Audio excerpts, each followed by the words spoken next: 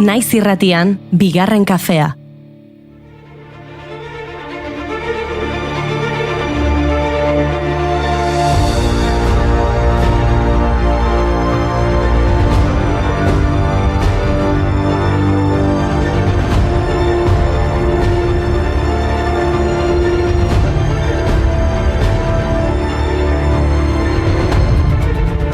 Egunon guztioi eta ongi etorri bigarren kafera. Gaur apirilak 3, Hortzadarraren mundu eguna da. Hortzadarra, Erromako zubia. Fenomeno natural liluragarri eta polita ospatzeko sortu zuten eguna. Berez, magikoa da. Eguzkizpiek 42 graduko angeluan euritantak zarkatzen dituztenean sortzen da, eta ondorioz kolore anitzeko argi aloa sortzen da. Ba, izue, egin dezagun koloren festa. Bakizue Hortzadarrak giza begiak ikus dezakeena baino kolore gehiago dituela. Olo. Berdea sortuko da, ezkerra, eskuina, ibel edo aintzina, bakoitzak bere bidea, berarentzat onena.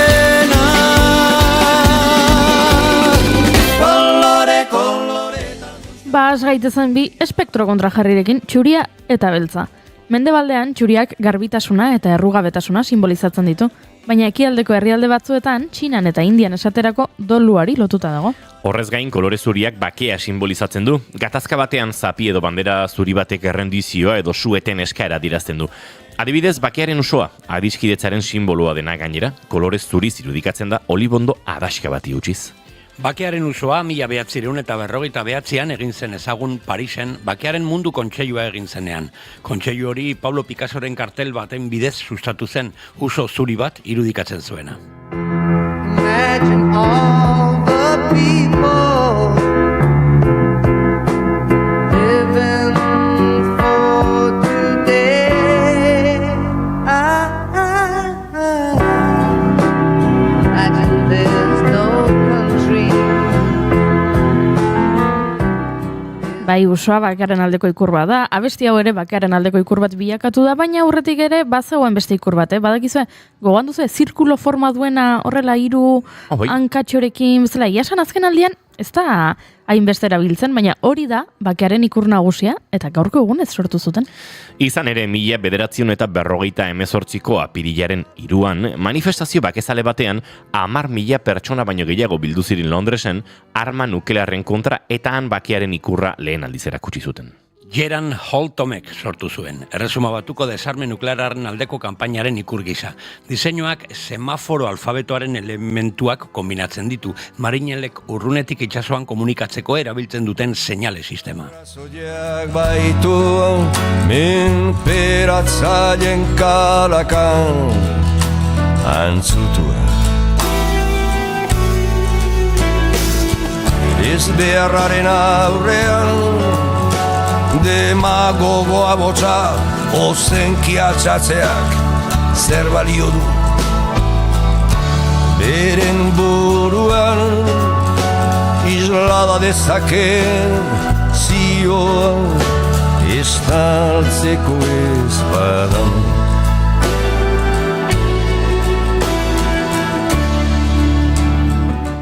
Eta zuriaren beste aldean, beltza, guretzat doluaren kolorea.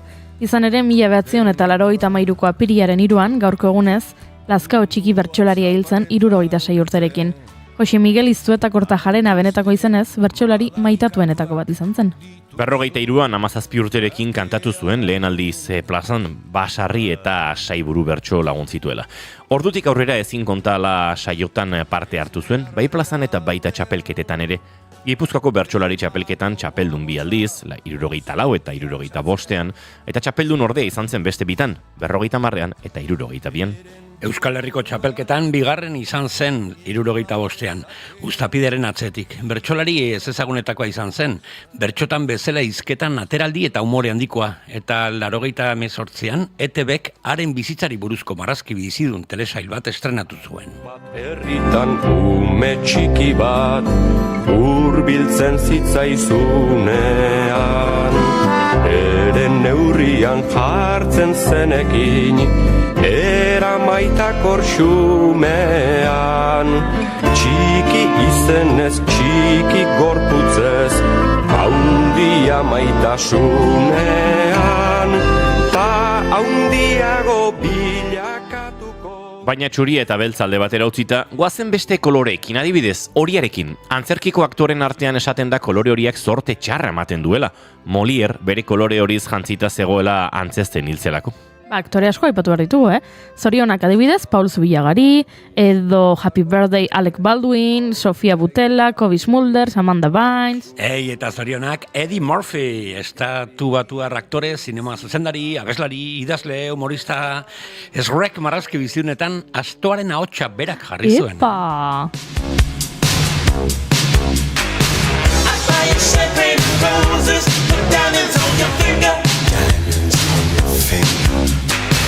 Still you hang out all night, what am I to do? My girl wants to party all the time, party all the time, party all the time. My girl wants to party all the time, party all the time. She parties all the time. Ooh. Party all the time. She likes to party all the time. Party all the time.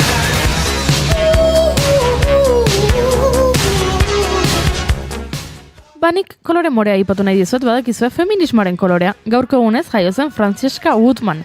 1958an argazkilaria izan zen, eta bere obra 1970ko hamarkadako mugimendu feministaren testu inguruan kokatzen da. Eta duela 2 urte hiltzen, Ligia Fagundes da Silva Teles, brasildar idazlea zuzenbidea ikasi zuen eta idazketari ere ekin zion, 1900 eta 40ko hamarkadan idazle feminista Brasilgo Letren Akademiako kidea izan zen, eta 2005ean Camus saria irabazi zuen. Nik beste emakume bat aipatu nahi dizuet, Suilen Milanés Bennett, kubatar abeslari eta ekoizlea izan zen. Pablo Milanés kantautore eta Kubako troba berriaren sortzaileetako baten alaba zen. Como un hermoso río que te baña, quiero desnudar y hablar de la inocencia que provoca quitarse los ropajes y mostrarme cuál soy en tu presencia, como si fuera a partir sin equipaje.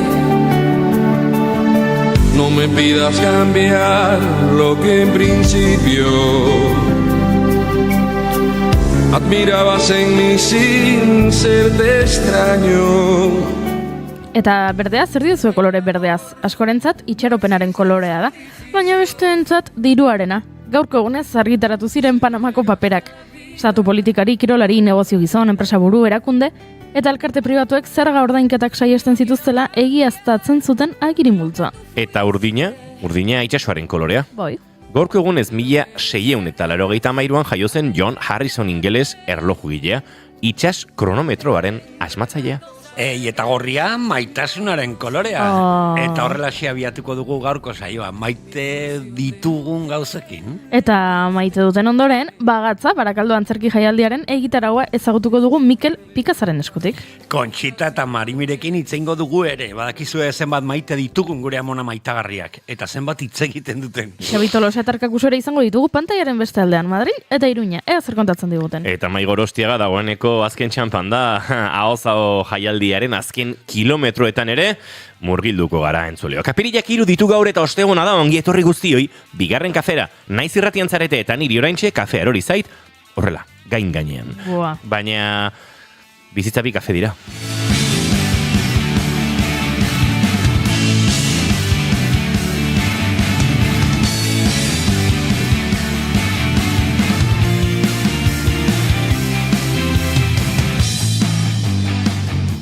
Zuekin jaun Andreok, Mai Gorostiaga pozo egunon! Egunon guztioi, gora hortzadarrak!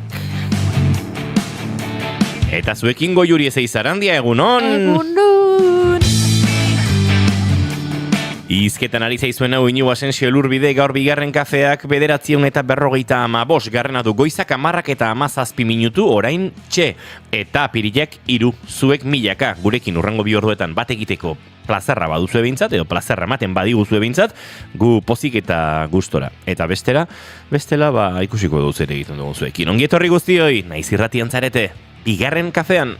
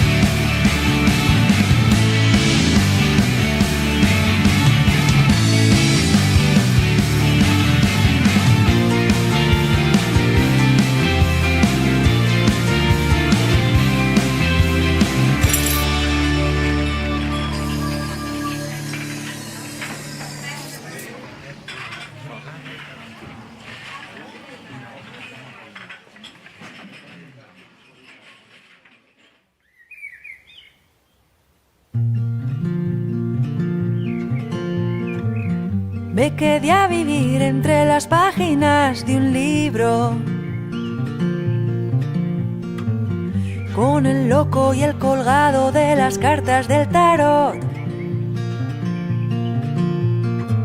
Eché raíz y florecí en los pétalos de un lirio. Yo era una pluma de las alas de un halcón. Goizeko 10:19 izatera bidean goaz eta kantonekin abiatu dugu gaurko saioa. Maik alaxe eskatu digulako, bere maite dutak zentzu bat duelako. Beida, txikipollo. Izugarri maite dut Kardelina, Rosana Abad kantautorea, gaur etorriko da ahozago jaialdira, gaur arratsalen 7 troska eta tabernan ataunen, larun baten 5 Tolosako bidegoxo jatetxean, aukera ezin hobea musika onarekin gozatzeko, disfrutatzeko. Kardelina country puntua dauka eta izugarrizko letrak, Soriako herri txiki batekoa da eta asko aldarrikatzen du gauza txikik, herri txikik, auzo txikik eta artista txikik, hori da bere handitasuna. Eta benetan ezagutu nuenean, ez dakit, lehuratuta gelditu nintzen, eta uste bere musika, nien naiz oso kontrizale, atxan behar da, Eta Kardelinaekin gozatzen dut pilo bat. Rosana Abad, bere izena, Kardelina ez izenarekin ezaguna. Maite zaitut, Kardelina, gora musika ona.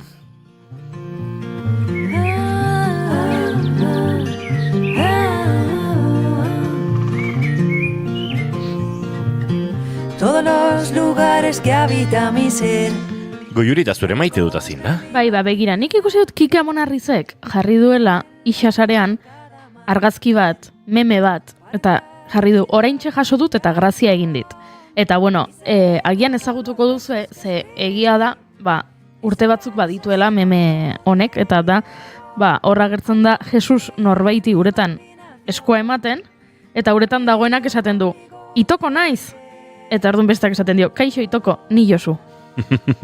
Eta orduan, Kikek jarri du, oraintxe jaso dut, eta grazia egin dit. Eta lehenengo iruzkina aspaldikoa da ba? Eta asko gustatu zait, Kikek eman dion erantzuna. Ze, egia da, esan dizuet ez, meme hau nahiko zarra dela, baina bueno, Kikek idatzi du oraintxe jaso duela eta grazia egin diola, ez zen beharrezkoa hor, aspaldikoa da ba, bueno, orduan, gizon batek jarri dio, aspaldikoa dek ba, eta Kikek erantzun dio, ni ere bai, baina ez nuen ezagutzen. Eta iruditu zait, erantzun oso ona. Bai, nire oso erantzun hona iruditzen zait. Eizu, nire maituta, zuekin elkar banatu dezakedan, ze honek exigentzia tekniko bat dauka, ara, ez dut ondo egin.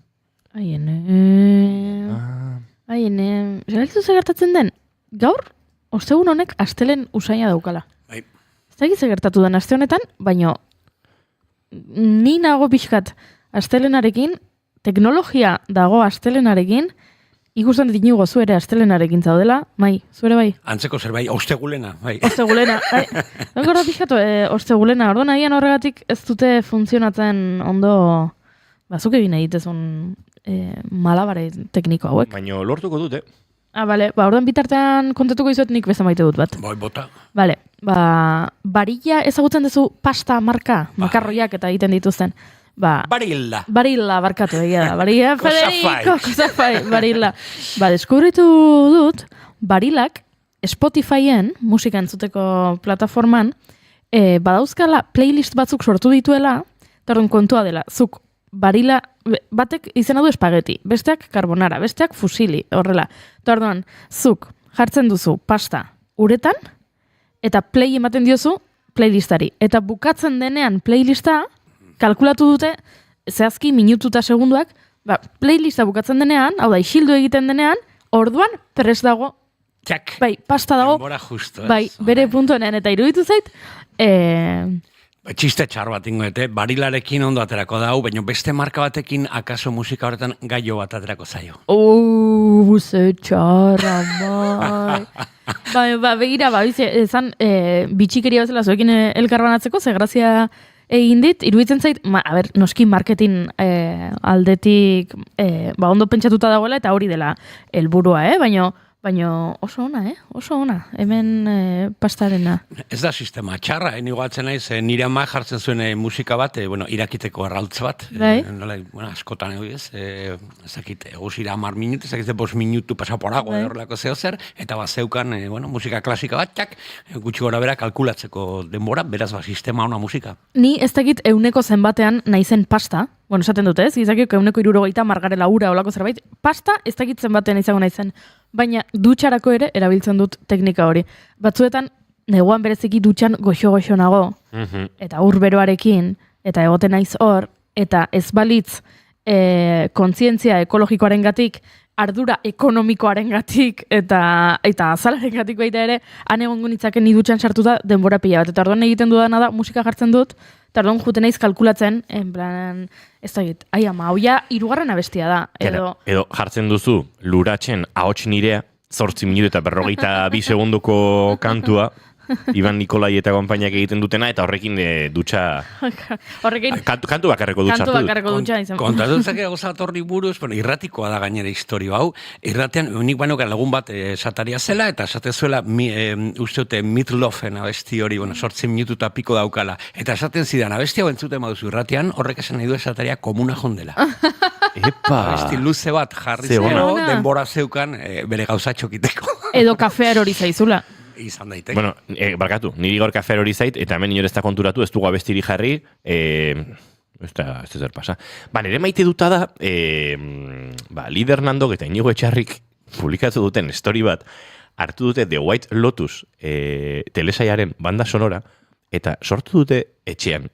Baina etxean, gatzapotea eskuatean hartuta, mailan jota, oso gauza divertigarria iruditu zait, eta hemen daukazue.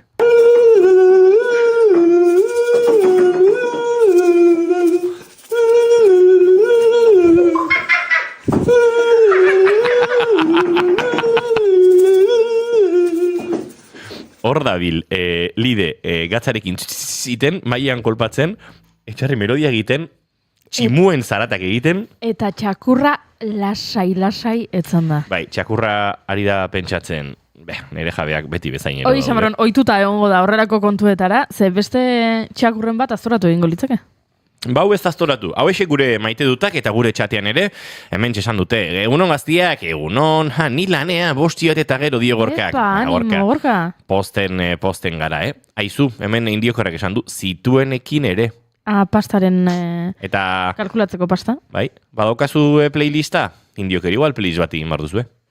Zituene pasta behar bezala egosteko. Agian badaukate, Badaukate. Bai. Bueno, kontatu indiokar. Zer kontatu? Nola kontatu? Kontatzeko, badaukaten playlista edo ez? Bai. Uste non kontatu segunduak edo en unos ondo ulertzen. Daukagu kanta bat. Badaukate kanta bat? Bai, hori zen du. Bago kanta bat jarriko dizu egun zureok.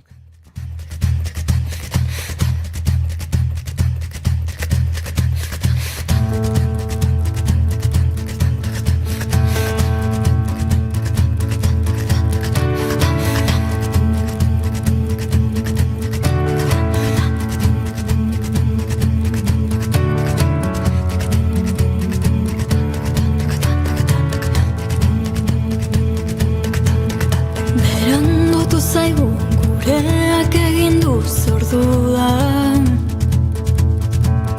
Busa galdu dugu, dirurik ez dugu ezagizurra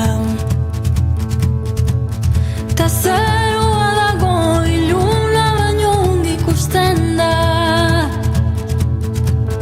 Hau ez zegoen gaur egin Ba, hemen daukate kantu bat, Goiuri? Bai. Eta zituen izena du, bitartean folk taldearena da. Bai, entzun Venga, berko ba, dugu. ingo du Izaro eta Olaiaren baimenarekin, hau ez da egiten, baina kantua eten eta... Eten egingo dugu? Bai. Oi, ama.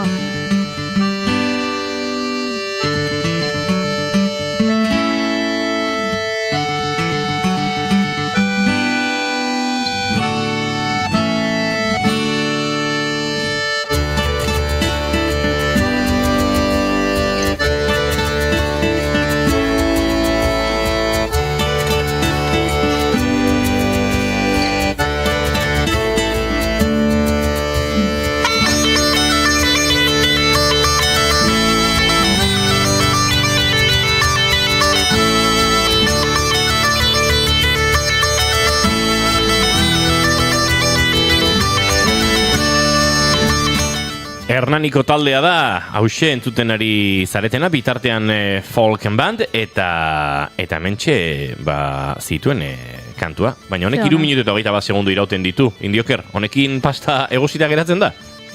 Igual gehiago beharko da, ez? Takit ba. Pare bat kantu edo.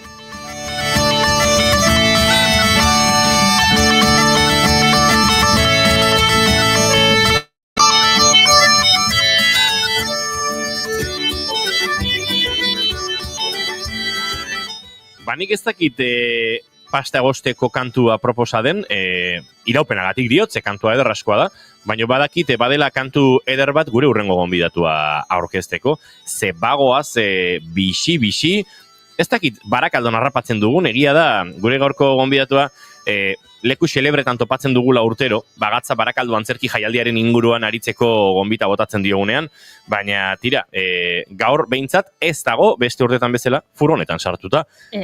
Furgonetan ez badanik ez dut elkarrizketa hau egin nahi, Mikel Pikaz, egunon? Egunon danoi, bai hori neukan buruan, digo, igual furgonetan egiten ez badugu ez du funtzionatuko. Claro, eski ohitura bihurtu da, elkarrizketa furgonetan mugitu behar da, udaltzaina dator eta elkarrizketan sortzen dizkigu hemen momentazoak, baina bueno, tira, gu beti pozik zurekin hitz egiteko, Mikel, ze gauza asko dozkazu kontatzeko, agian aurten bereziki beste inoiz baino gehiago, ikusiko dugu, orain aletuko dugu egitaraua. Hori da, baina bitartean jakin badakigu kantua bukatzen ari dela, eta, indiokerrak esan digula, pasta freskua 2-3 minututan egosten dela. Aipa! Ze ona. Bale, orduan, perfecto abesti hau. Bai, bera, abestiari da bukatzen, geratzen zaizkio 40 segundo, eta hori da pastak freskoak behar duen azken kolpetxori. Besterik ez du behar. Eta Mikel Pikaza mantenduko dugu hori, irudiaren bestaldean, baina uste dut telefonoz hobeto entzungo dugula, eta oraintxe dituko diogu telefonoz, entzulek audio be izan dezaten.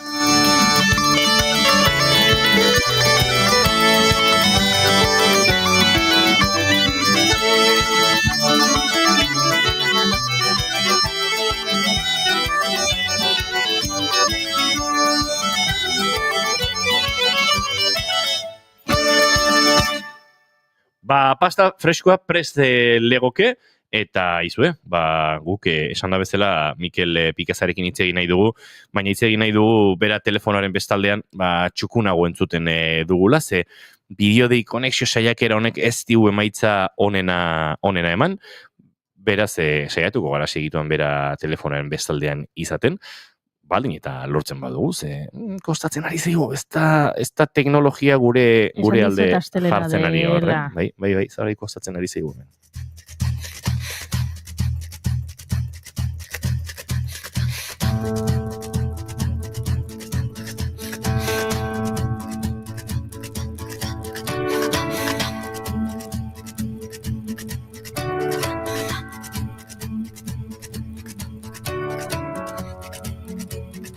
Horren bai, Mikel Pikaza telefonaren bestaldean dugu eta behar bezala entzuten dugu gainera. Mikel, egunon eta ongi etorri esan da bezala. Bueno, konta iguzu, zer moduz zauden, furgonetaren aukera burutik pasa zaizula pentsatzen dut, baina azkenean erabaki duzu, hemen ere leku finko batean edo zirkodromo batean ere ondo zinela, ez da? Karavana, tokaten da. Lo que pasa que karavana hemen da egoten da geldi, eta karavanan daukagu zirkodomoaren egoitza kuartel generala, esaten dena, ofizina, bulegoa, orduan, gaur karavana. Ondo. Bueno, Mai Gorostiaga ere hemen daukagu, esan dugu, urtero egiten dugu laitzordua zurekin gatzaren inguruan aritzeko, eta ahoz-aho ari dela bukatzen, gero berarekin ariko gara, ahozkotasunaren nazioarteko jaialdi honen azken txanpari buruz, eta hasten dela, zuenean, 10. edizio bat, bagatza antzerki jaialdiarena, Barakaldon, eta pentsatzen dut, 10. horrek ere ematen diola, ez? Bizitasun, ospakizunerako espazio, eta nolabait edizioa ere berezia izateko aukera, Mikel. Bai, hori da, ez? Borobila da, 10 urte betetzen dituzunean zeo zer egiten, proiektu batean, ekimen batean, berezia da. Berezia da antolakuntzan gauden ontzat, berezia da usuaren txat, orduan, aitortu behar dut eskuetatik joan zaidala aurtengo edizioa. Eguno, Mikel, aukera izan genuen elkarre agurtzeko pasaden astean, ez gala hortan edo Euskal Zirko elkartearen topaketa hoietan, baina minutu bat bakarrik eta esan genuen, behintzat irratian, urrengo astean itzengo dugu. Nire lehenengo aldera, zemuzan juntzan, ezeko topaketa hori? Oso ondo, superpolita, lekua zoragarria da, ez? Gure zirkoak Tolosan duen espazio hori, gure zirko gunea, eta, niretzat pertsonalki, asteburuan lasai, familia giroan, ardura gutxirekin, gozatu konpainiaz, gozatu ikuskizunetaz, zoragarria, eta gainera, parruko topaketetan, dena da lanaren ingurua.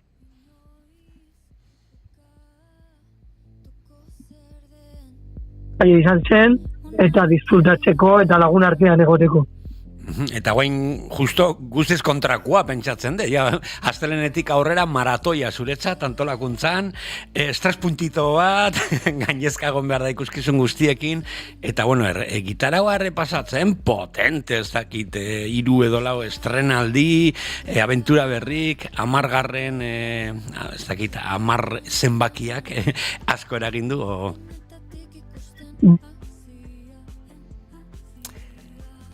Badirudi arazoak ditugula, Mikel, telefono zer entzuteko. Segi, Mikel, aber lortzen dugun, bai. Bale, zelako guna. Batez, juten da, entzuten zaitu. Mozten zaigu konexioa etengabe. Uste dut beste tarte bat hartu beharko dugula Mikel Pikazarekin aritzeko, ze...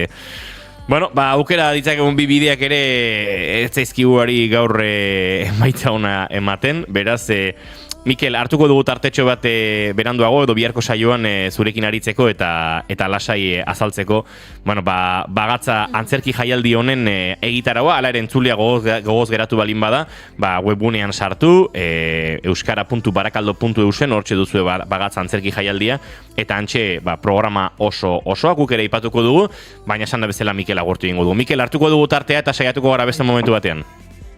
Furgonetatik egingo. Hori da. Zaindu asko. Eskerrik asko, agur. Zuri. Esan da bezala, 10. du bagatza antzerki jaialdiak eta hemen, egitarauak bi bide hartzen ditu, batetik eskolentzako emanaldi horiek, zirkodromoan, oraintxe Mikel ikusi dugun, espazio magikotxo horretan gertatzen direnak, eta hortxe batetik, zirko txosko, hauek gurean izan ditugu. Arina asko eta Oskar Paez egon ziren gurekin, eta horik astelenen hariko dira tabole emanaldiarekin, aste artean Xabi Larrea izango da, babum. Egondako hau ere gurekin. Ponikusizanekin. Asteazkenean berriz magia bide bat, bidaia magiko baten sekretuak Dramagia konpainiaren eskutik. ostegunean Arimaktore, hau antzerkira bueltan izango da, Inproktore lanarekin, eta ostiralean berriz, Komorebi produkzioaken eskutik, Argilunak, hortxe, dantza emanaldia, eta honen inguruan laister, aritzeko aukerari izango dugu beraien sortzailekin. Eta publiko guztiari eta kalean izango diren emanaldi dagokionez mai, ostirala 11 zurezko jolasak izango dira, aurrentzako jolasak arratsaldean, hau aurrentzako jolasak esan da bezala izango dira arratsaldean bai, eta ondoren, Osete Deliriosen eskutik, The Return of Delirios. Hau, kaleko zirkoa, gazteleraz izango dena. The Return of Delirios. No, izu esatea. Ez, hitz jokoa egin dute, ez? Delirios, ez dakit. Bale, barkatu. Inaiz hitz joko harrapatzen ari. Bale, lasai. Lorekin lotuta, ez? Bai. Lirioak, loreak. Hortzadarren eguna da, Inigo. Ja, nintzen harrapatzen ari. Hain kezkatuta zaude, gure estudioko landare bakarra hilda dagoelako, ez duzula beste lorerik ikusten zure inguruan, Inigo. Hombre, nago kezkatuta, hasi dut saioa eta kafear hori zait. Lehenengo entrevistan, bideodeiak ezkenuen entzuten telefonoa moztu egiten zen. Nago kezkatuta beste batzuen gatik egia esan. Arratsaleko 7:00 izango da ostiralean azken emanaldi hori, kale antzerkia, testurik gabekoa, Welcome and Sorry, hemen hitz jokurik dago. Ez, bai, izenburuan ez, baino antzerkian baten bat bai zenik ikusi nuen. Ganso Ontziaren emanaldia. Gorka Ganso eta Cecilia Paganini, bai, Ganso Ontzia, izugarri konbaina oso zauna Euskal Herrin, bai. Eta larun batean berriz Euskal Zirku Eskolen egunarekin batera, zirku ikastaroak izango dira goizetik, zirkodromoan eta baita Bulebar Beurko Berrian, hortxe izango gara, ondoren eguerdi partean, arratsaldeko ordubietan, zirku bazkariak, horre ikasten ari diren, ikasle diren guztientzat ere, eta euskal eskolentzat eta halako bazkari izango da. Arratsaldean Bulebarrean bertan enkajados, azir karte zirku eskolak antolatzen duena. Horre itzolak zango bada, seguro. Kaxak, enkajados, ziur. Seguro, edo bi kaja izango dira, enkaja dos. Bigarren partea, lehenengo partea zan enkaja, bigarren enkaja dos, ojo. Eta larun bat 12 horretan oraindik beste bi emanaldi geratuko zaizkio bagatza antzerki jaialdiari, 10. urte honetan, batetik exhibizio akrobatikoa, Bulebarrean bertan, zirku eskolen ikaslegoaren eskutik, eta amaitzeko Xake plazan, arratsaleko 6:00, zirku emanaldi nagusia, Euskal Herriko zirku eskoletako ikaslegoaren eskutik, zirkuaren gala haundi izango da. Azken bi hauek, bai exhibizio akrobatiko eta baita zirku emanaldi nagusi hori estreinekoak izango dira, beraz, eta Argilunak ere, bai, Argilunak Komorebi produkzioak, aurre estreinaldi bat egin du, duela gutxi, edo horrelako pase pribatu moduko bat, baina estrenoa esango nuke, ostiralean bertan izango dute. Esango nuela aurre estrenaldi kanpaina dela, ez? Bolo batzuk estrenaldi baino lehen esango nukela, bai. Aizue, hause bagatzak emango diguna, ala ere esan da bezala, bagatza antzerki astearen inguruan saiatuko gara Mikel Pikazarekin, lasaiago aritzen egunotan, eta bestela datorren astean, emanaldiak hasita diren horretan ere, berarekin lasai aritzeko tartea topatuko dugu. Bai, atope planazo. Nik eskaera badaukat gure musika teknikariaren zat. Esan? Alaitz eta Maider jarriko diazu, mesedez? Kontua da, ohartuko zinaten, ez da enteratu zate. Alaitz eta Maider, hueltan direla. Enteratu gara bai. Ez dizko ametrak zure besotan babesturik maitasuna eskainiz anikasunarekin ikasi nun amets egitea argitasunarekin zumaitatzen milaka hil eseren artian baina fabriketan kokea zartuzten zumbitartian durak ira. Hala ere, Goiuri, zuen gure teknikaria ez da oso finibili. Ze amets bat kantu ederra da. Baina ahoza horren inguruan hitz egiteko txampon baten truke askoz kantu egokioa da. Himno bat.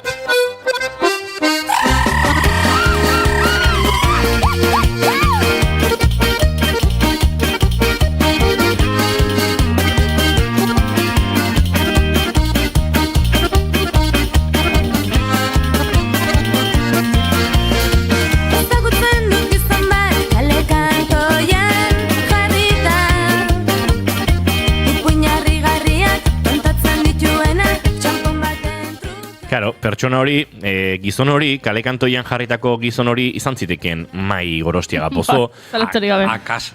Izan zitekeen, baino izan zitekeen Eban Dujar, izan zitekeen Larra Itzurruzola, izan zitekeen ez dakit Isabel Agirre Sarobe, Kiko Kadabal, Amaia Lizagoien, Mireia Delgado, Nere Ariz Navarreta, Tarana Karim. Eta ez ahaztu abestiaren letra Jose Mari Carrerena da. Egitan? Bai. Abesti honen letra Jose Mari Carrere? Oraintxe esan behar nuen, edo Jose Mari Carrere, nire urrengo hitza. Bai. Wow! Jaritan ipuñarri garriak puntatzen dituena txampon baten truke. Ostras, deskubritzea 2025 urtean. Claro, guk ezagutu du Jose Mari Carrere txampon baten truke baino beranduago. Ja. Berak beti esategu gainera, bere letra printzipio zala blues bat egiteko da, besti pixka triste, edo ez dakit zer. Baina Laitz eta Maiderrek hartu zutenean, esan zuten, venga, guazen kalera eta txokortara, ez? Ostras. Bai, historio polita dago. Dibortzioak eta, karo, Eta kontalarientzat himno bat. Ba, nik gauzat esango dizuet, Ari naiz, hola, esan duzunean hau, Mai, ari naiz pentsatzen. Txampon baten truke, Jose Mari Carrerek letra egin bazuen blues triste bat izateko esperantzarekin. Blues menor bat esango dugu. Egin behar da. Eta bukatu bazuen izaten kantu hau, akaso, Alaitzen Amaidarren itzulerak ekarri barko liguke, blues menor bat. Vale. Jo, ze Egin behar polita. blues bertsio bat abesti honena. Laizter dago mila programa hortik Epa. Zeinek egin dezake blues bertsio? Alaitz eta Maiderrek egiten dute trikipop. Bai. Alaitz eta Maiderri ez diogu eskatuko bluesa egiteko. Nik badaki zeinek egin dezaken. Vale. Bluesa. Erronka botata. Boa. Nik badaki zeinek egin dezaken. Eta hemen egon da? Bai, duela gutxi gainera. A.Z. da. Ander Zubillaga, oso blues menor polita egin lezake honen inguruan. Hortxe utziko du, Ander, ez da kompromiso bat, baina tira, gauzakor zuzenean gertatzen direnean. Karrererekin loturan, nire kontu, itzengoet, gaur atxalden nago berarekin, Kardelina ikustera datorrelako ataunera, beraz lehenengo tekla jokoet nik blues honetan. Ea ba, nora eramaten gaituen. Baina tira, ahozkotasunaren nazioarteko jaialdia, bada pixkate, ez dakite, nolabaite, saio hontan oso kutxun dugun jaialdia, eta Mai Gorostiaga Pozo, aste batzutan gogandik pixkate urronago ezain beste, ez azkenean beti daukago hemen bueltaka, baina eukitzen duen jaialdia, baina azken txampan da, Mai, bazirudien abiatu zenean eternaleko izango zela, ze haze programazio puxka, haze asmo handiko egitaraua, baina iritsi da azken txampara. Gaur bertan lanean ariko zarete, Hernanin Zoeta Marakueiar eta Isabel Agirre Saroberekin, eta gaur bertan, zuk ere aipatu duzun bezala, Kardelinarekin ataunen troska eta tabernan. Bata, ahozkotasun tradizionaletik gertuago, bestea, musika elementuarekin pixu gehiago hartzen duena, edo ez? Bai, urtero jaialdian, ipuin kontalariz aparte, jartzen dugu horrelako ekintza paralelo, edo artista beste disiplinekin, baina lotura handia aukatela oskotasunarekin, eta kasu honetan, Kardelina kasuan, bere letrak oso poetikoak dira, eta esango nuke bere abestik, ipuin bat dago abesti bakoitzaren atzean, historio oso polit bat. Eta beste aletik, Zoa Tamara Cuellar, hemen egon zela, Nikaraguarra, Irunen bizida, eta euskaraz hasi da gauzak egiten, eta eskertzekoa, eta Isabel Agirre Sarobe, zer esan gure sorgin maitagarri buruz, ez? Emanaldi oso polita izango da umentzako, edo publiko familiarrentzako Zikuña Gauzoan, Hernanin, eta gutxi falta da, pastelaren ginda esango genuke, eta oso ondo junda, jabete oso pozik emaitzarekin. Bihar berriz delikatuz gunean ordizian, batetik ahozkotasunaren gala nagusia eta ipuin narrazio lehiaketaren finala 13. edizioa. Du, ipuin lehiaketak? Lehiaketaren 13, jaialdiak 18, 5. urtenean hori ospatzeko sortu genuen lehiaketa, eta ez genekin jarraipenik izango denik ala ez, baina azkenean finkatu da ere, ekimen oso polita da, aurtengo finalistak Maria Alonso del Val, Eurtzi Gorostiaga eta Asier Zubia izango dira, 3 ipuin super ezberdinak, estilo oso ezberdinak, baina maila altukok gerturatzen bazarete ikusiko duzue, ez badegu ezer esaten aurkezpenean, inork ez du jakingo zein da profesionala eta zein da finaleko lehiakide. Horrek asko esan nahi du, ez dakit, ze martxan dijoa gure kontalaritza, gure formakuntza eta gure zaretasuna, ez? solo escapa el que entiende que lo que llega igual se va. Todos somos olas que... Eta amaitzeko larun batarekin, apirilaren 5arekin, badator batetik, emakumeak eta ahozko literaturaren transmisioa hitzaldia. Horren ostean, bertan Yolanda Arrieta, Amaia Alvarez, Mireia Delgado eta Dorro eta Kortazarariko dira, baina horren ostean 2025ko urrezko kalabaza sariak izango dira, Eba Andujar ondoren, Intu Jai espazioan, eta entzuten ari garen Kardelinaren kontzertua, bidego jo jatetxean, hau izango da azken txanpa, Mai? Bai, egun kompleto bukatzeko, batez ere euskal kontalarientzat. Badakizue jaialdiaren bukaeran gure helburua da euskal kontalarik jai izatea edo ez egitea lan, esertzen gara, elkarrekin ondo pasatzeko. Kontalari asko faltako dira, eta hori ez da albiste txarra, da albiste superona, horrek esan edu lana daukatela, eta bodo batean daudela, baina, bilduko gara berrogeita batola, eta gongo gara, hori hitzaldi hauekin beti saiatzen gara, gai bat jarri mai gainen gure artean, gure gremioari buruz sakontzeko eta hitz egiteko, ikerketa bat egiteko, kasu honetan emakumeak eta ahozko literaturaren transmisioa azken hamarkadetan edo utxune historikoak, ez askotan gizonezkoen izenak agertzen dira bakarrik, eta kontalaritzan askotan ez da gizonezkoak ere, aldarri egin behar da, eta behintzat hemendik aurrera ez da hori gertatu behar, eta guko zen esango ditugu gure izenak eta gure artista zeintzu diren. Gero aurrezko kalabazasariak, denok dakigu aurten Yolanda Arrietak jasoko dula ohorezko urrezko kalabazasaria, eta beste biak oraindik sekretuan ditugu. Bai aurreratu dezaket, bat dala iniziatiba kolektibo edo horrelako bati asko indula narrazioari buruz, eta beste da euskal kontalari ezagun batentzako. Hor uzten dut momentuz, larun baten primizian eta hurrengo astean nahi batzue, hitz egiten dugu sarituei buruz. Gero Bandujar etorri duko da, Valentziatik, berak eskaintzeko bere lana saio espreski, berak badaki publikoan kontalari asko egongo garela, eta badakit, oso asko lantzen ari dela, hori ikuskizun hau, maitasun handiz, ez? Eta bukatzeko, berriro ere, dantzan eta gozatuko dugu, Kardelinarekin, bide goxo jatetxean, kiroldegian dagoen, Tolosan kiroldegian, terrazan, eguraldi honein iten badu, kanpon zoragarria duten da, kainatxo batekin edo baskalosteko giro horrekin. Egia da, haze presioa beste kontalarin aurrean emanaldi bat egitea, kontatzea, hitz egitea. Ez da erresa, eta beste aldetik ze oparia kontalarientzako. Oso gutxitan elkartzen gara, ez gara askotan juten besten lana ikustea, eta gainera kontalarik publikoan dozenaka, hogei bat baldin bazaude publikoan ikusten beste kontalarien lana, bukaerako solasaldik esango nukela oso aberasgarriak direla. Aizue, ederra izan dadila eta goza ezazuela azken txampa horretan, baina bagoaz aurrera gure horrengo gonbidatuak aurkeztera. Ertzetatik erdira, atzetik aurrera, zulorik zulo eta barreraz barrera, emakumeak plazan egin du karrera, izan zirenei esker, gu ere bagera.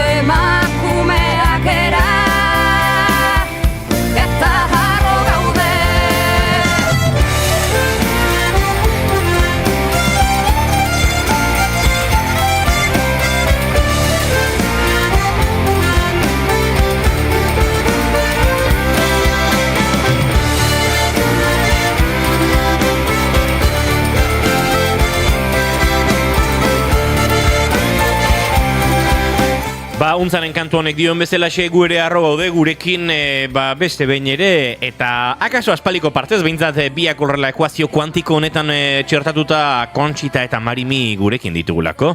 Conchita, Marimi, egunon eta ongi etorri bioi? Egunon. Egunon kuantikoak. Hori da. Eta gu kuantikoa hitz egiten. Hortxe egiten ari... Gure adinan. Hortxe ari ginen egiten lotura, ze Conchita eta Marimik azken aste hauei begira dakarten lehen gaia ordenagailu kuantikoa da. Eta zer den, eta bi irakasle juntatu ditugu azaltzen diguten zer den ordenagailu kuantikoa. Ez dugu azalduko ez dakigulako. Baina bakarrik esango dugu Donostira datorrela. Eta gaineak munduan beste bi bakarri da, omen daude. Bat, Nueva Yorken, noski, Nueva Yorken, segurazko Trumpek izango du bere etxean, sartuta, Auskalo. Eta gero, Japonian, omen dago beste bat. Eta hirugarrena Donostira etorriko da. Donostira zer iruditzen zaizue. Eta komentatzen aitu ziren ingeniero teknikoak eta horiek kuantikon eta ingenieritza egin dutenak eta hori dena. Eta ez dakizutela ez omen dakigu zen olako aurrerapena izango dan hemen. Bala izan dedila. Bai. Aurrerapena, honeako baldimadak oso ondo dena. Vale, IBMek guainarte inditu una aurrerapenak eta guaingoa izango da ikaragarria. Esaten genuen, hoi baino gehiago ezin da, ikusten danez, bai. Zergatik, honekin dena soluzionatuko dugu, Bai, dena. Bai. Bai, denetako balioko du. Aizue lasai, guk ez zuen amua heldu eta gure kolaboratzaile den Unai Elordi Hidalgori eskatuko diogu, badakizue, bera informatikaria dela, adimen artifizialean doktorea, eta Euskal Herriko Unibertsitateko irakaslea, eta askotan gurekin aipatzen duen kontzeptu bat, eta guri grazia egiten diguna da, gaitasun konputazionala. Ordenagailuak operazioak osatzeko duen gaitasuna. Gaitasuna, oida, gaitasun konputazioa ez, konputazio kuantikoa, gaitasun handiko konputazioa erabiltzen dute ordenagailu kuantikoek. Orain, zer den konputazio kuantikoa uste dut hori berak azaldu beharko digula. Baina jakin badakigu behintzat, gurera badatorrela ordenagailu horietako bat. Ietako bat eta gainera bakarra omen da orain banatuko dutena, oin tokatzen zaio Donostia, nik ez dakit hor sekulako lana engozun horbaitek hori lortzeko. Bai, noski. Eta bueno, segurazko honeako izango da. Mundu hontan kuantikoak dijoaz aurrera. Eta kuantikoak ez dakit zer nola jarriko genuken ez da. Baina badirudi oso garrantzitsua dela. Eta horrekin galituko gera. Guk ikusiko ditugu, edo ez ditugu ikusiko bere onarpenak eta bere gauzak eta Auskalo. Ikusten badin badegu pizka bat, horrekin galituko gera. Conchita, Marimi. Gure eriotza izango da eriotza kuantikoa. Aizu, bueno, oain, bitx utziko itebalde batean eta kubitxek eta horiekin hasiko geha. Segundua, galdera badaukala. Entzule batek galdera badauka, Conchita eta Marimi. Bai. Ze esan dezue, arazo guztiak konponduko dituela ordenagailu honek. Eta orduan, entzule batek galdetzen du ea aparkalekuaren arazoa ere soluzionatuko ote duen. Aizu, transporteakin eta badabiltzan, orduan hoi ere konponduko dute. Aidean jugarko dugu edo zakit baino, hoi ere konponduko dute lasai oteko. Nik bezatzen dut ordea hori konpondu zina dala. Eta orduan, eta segurazko hortarako beste modu batean egin batko ditugu. Kotxea plegatu ingo dira, Kontxi? Kotxea plegatu? Claro, hoxe. Eta orduan jaztezu lekuri behar, oso gutxi? Edo aidean jarri. Aizue, Conchita, Marimi.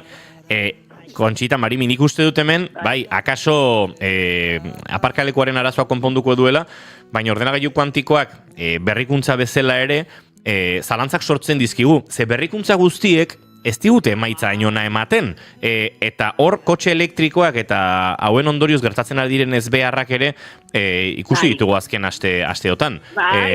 Ze demontre gertatzen ari da horrelako sute ez kontrolatu eta ezin itzali hoiekin. Ze, uste dut, kezkatzekoa dela. Aurrenekoa direla, bai, sekizi.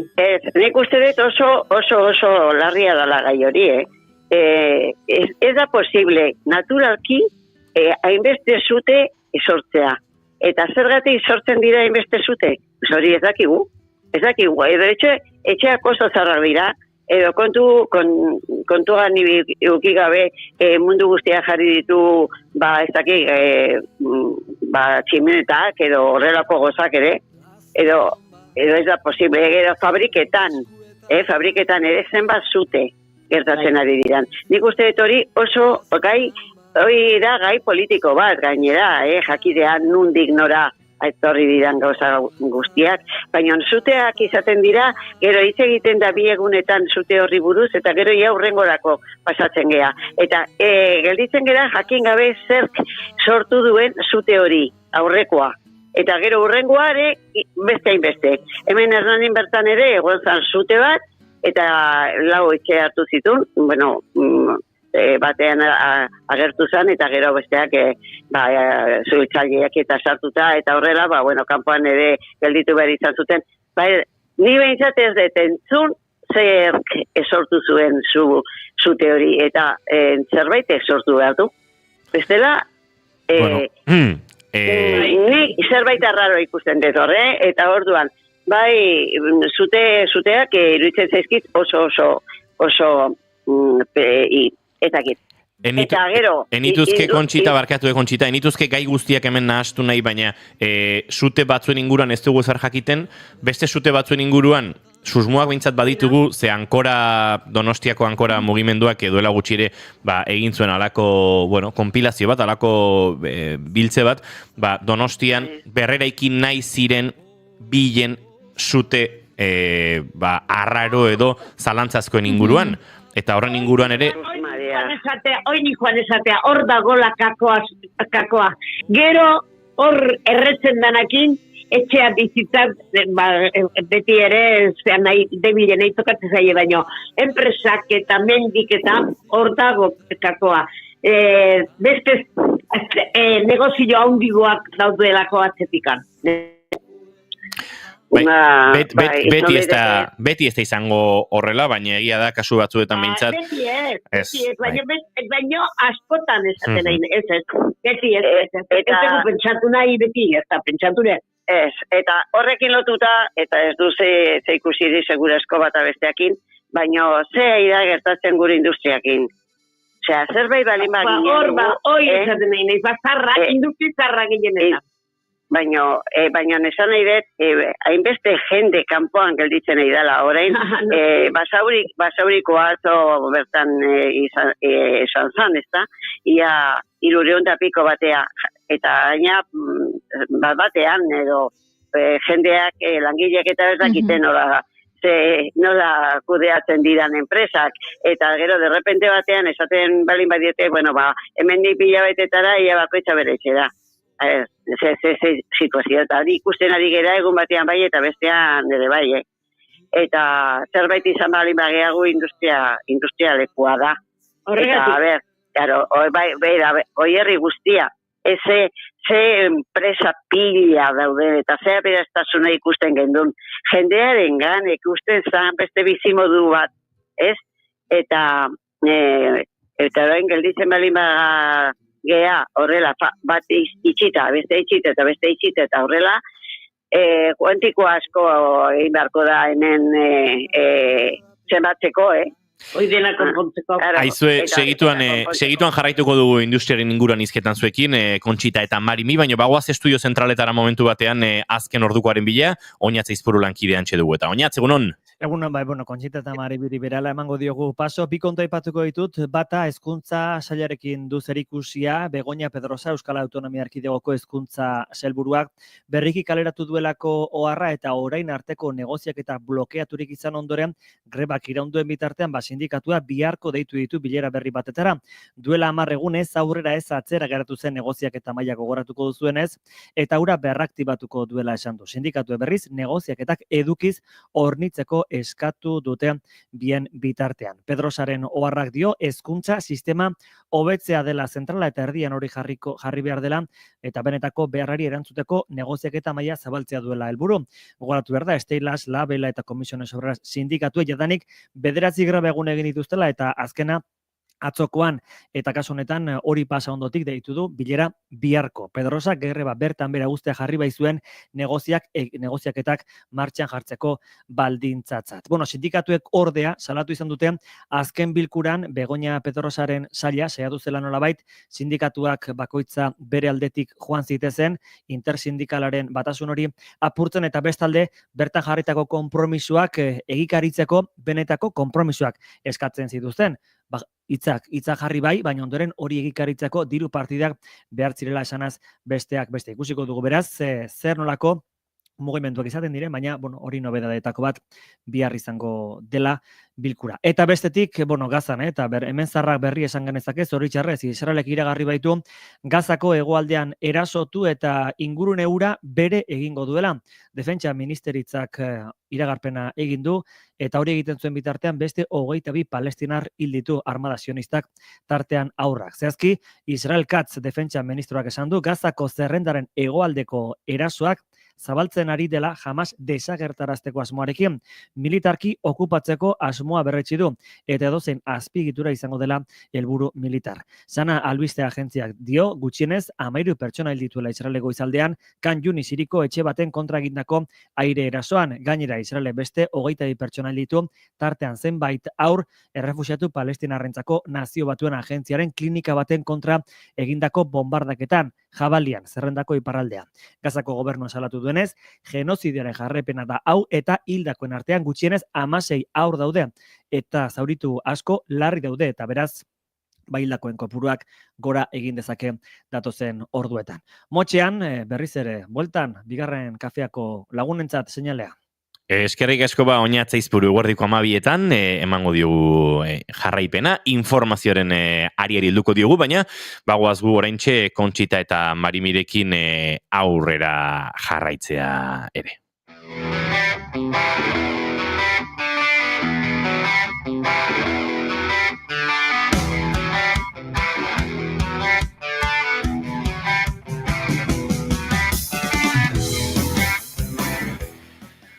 Gure amonak telefonaren bestaldean ditugula, Kontxita eta Marimi, ari ginen zuekin, industriaren, ez dakit, krisi kezka, baina, behintzat zuen kezken artean badagoela, nolabaiteko,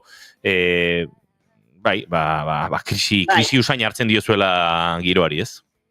Bai, eta, da, orain eman du notizia irakasleen txako onuragarria izango otedan edo behintzat hitz egiten astea, baina orain arte edik esaten eta inbeste denbora dara mate greba egiten eta orain arte ez da jendea eseri zerrosakin ez dut ondo ulertzen Azkeneko puntuaino egoten dira, a ber, gehiago, eta azkenean, azten dira, esan iten dut, pentsatu egiten dut zergatik, onbiste denboran da biltza, eta, klaro, baizuk eta bainik ere, pixka bat, horretan hiligean nola geran, jarraitzen dugu pixka bat, eta gero gainera nik uste dut, umeak tarteak daudela. Eta umeekin ezin da jokatu. Ez da jolas bat, da joku bat. Eta nik uste dut nola edo ala, eta hoin gainera esan du, ez dakiz aipamen bat, ez egola dirurik, edo, Benetako dago dirua, benetako dago, irakasleentzat ez bada. Eta ondizte urtean ikusten danez, ez ala da, ez dutela aldatu, beste batzuk esaten du, oi kejatu, onbiste oporrak eta onbiste zeain, eta oi kaitzia gainetik. Oiren zuten da, baino. Bakoitza berea begiratzen du, eta urtea dira ez dutela bat ere aldatu, eta daudela. 15 urte esaten duten, ez? Oso egoera, pues, kritikoa. Bai, jende asko atea da manifestapenetara, eta orduan asko. Gurasoak ere bai, atea die. Osea, gurasoak irakasleak babesten, eta orduan hori atzo ikusi genuen. Eta bueno, ez dakit, nik uste dut oso erresa dutela konpontzea, erresa. Horren gauza komplikatua. Irakaskuntzarekin lotura eginda, Kontxita eta Marimi, aieten omenaldi ederra, Amale Arzeluz andereñoari. Ai, ama, zoragarria. Ai, ama. Gaina, bueno, izugarri ederra izan zen, eta atzo gaina eskaini zioten horri oso bat berrian. Eta esaten duze, 4 urte zeitunean, 4 urte, bere aitak zan luzear,